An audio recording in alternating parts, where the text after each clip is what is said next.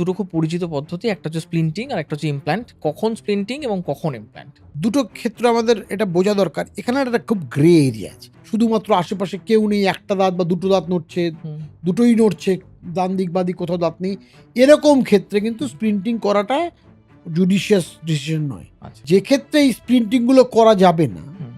সেক্ষেত্রে ইমপ্ল্যান্ট করাটাই best solution. আচ্ছা। কমার্শিয়ালি ভায়াবল জিনিসটা সবসময় সাইন্টিফিক নয়। ঠিক। আমার বক্তব্য হচ্ছে যে দাঁতকে স্প্লিন্টিং করা যাবে না, হুম। সেই দাঁতকে জোর করে স্প্লিন্টিং করে রাখাটাও যেরকম আনএথিক্যাল, হুম। এবং ইকুয়ালি যে দাঁতকে স্প্লিন্টিং করে স্টেবিলাইজ করা যাবে তাকে তুলে ইমপ্ল্যান্ট করাটা ইকুয়ালি আনএথিক্যাল। ঠিক। অতএব আমাকে বুঝতে হবে যে এই দুটোর মধ্যে কোনো কনফ্লিক্ট নেই, দুটোর স্পেসিফিক ইন্ডিকেশন আছে। আচ্ছা। কোন দাঁতে আমি স্প্লিন্টিং করব, কোন ক্ষেত্রে আমি ইমপ্ল্যান্ট চুজ করব। তবে ইমপ্ল্যান্টেরও একটা লাইফ আছে। আমি যত পরে ইমপ্ল্যান্ট করতে পারবো তত বেশি আমি ট্রিটমেন্টটাকে ড্রাইভ করতে পারবো। আজকে যদি আমি দাঁতটাকে আরও 5-7 বছর 10 বছর রাখতে পারি তখন ইমপ্ল্যান্ট করি।